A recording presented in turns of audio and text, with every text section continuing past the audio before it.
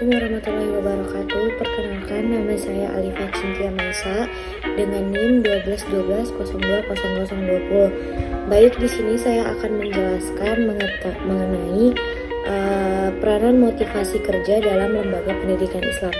Baik, langsung saja. Studi tentang motivasi kerja memiliki dua landasan. Yang pertama adalah kenapa orang-orang berperilaku dengan cara-cara mereka sendiri dalam di dunia pekerjaan, dan kedua adalah bagaimana mereka dapat terbentuk untuk lebih terikat dengan perilaku dunia kerja yang tentunya sangat bermanfaat bagi organisasi dan mereka sendiri.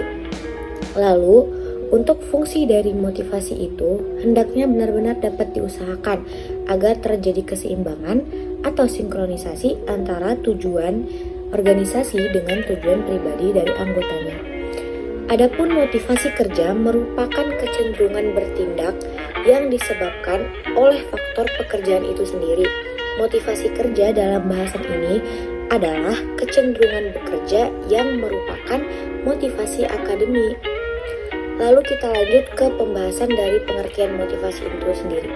Motif adalah suatu perangsang keinginan dan daya penggerak kemajuan bekerja seseorang. Setiap motif mempunyai tujuan tertentu yang ingin dicapai. Menurut Barelson dan A. Steiner, bahwa a motive is an inner state that energizes, activities, or moves and that directs or cannot behavior towards goals. Yaitu sebuah motif adalah suatu pendorong dari dalam untuk beraktivitas atau bergerak secara langsung atau mengarah kepada sasaran akhir.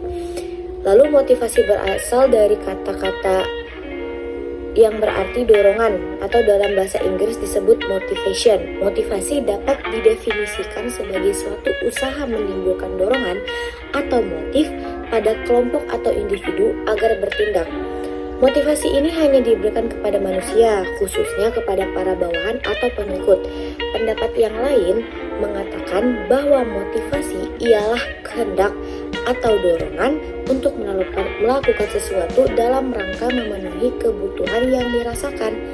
Mekanisme bekerjanya motivasi mencakup beberapa tahap, yaitu ada 4 tahap diantaranya, yaitu dimulai dari dirasakannya kebutuhan tertentu atau need, lalu kemudian timbul ketegangan atau tension, lalu ada berkembang menjadi dorongan, yaitu drive yang menyebabkan seseorang melakukan tindakan atau action, dan tingkah laku untuk menghilangkan ketegangan yang dirasakannya. Lalu ada motivasi kerja pada manusia. Manusia bekerja dalam rangka memenuhi kebutuhan hidup, seperti dikatakan para ahli bahwa bekerja sebagai aktivitas pemenuhan, a desirable and fulfilling activity, yaitu bekerja sebagai pusat perhatian hidup manusia.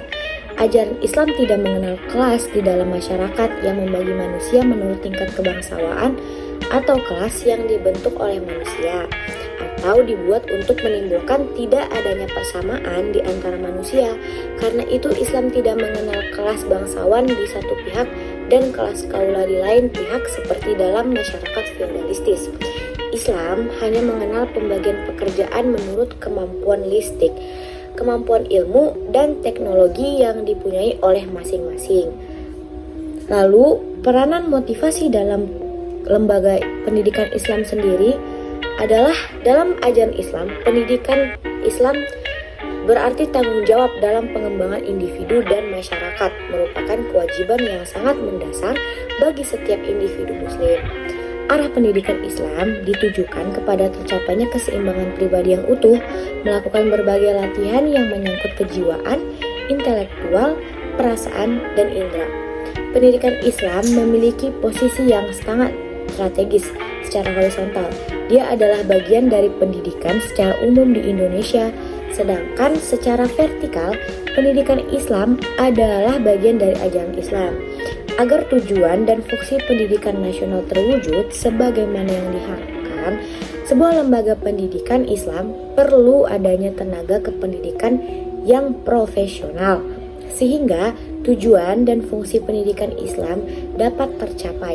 Pencapaian tujuan pendidikan Islam tergantung pada kualitas dan motivasi kerja pendidik.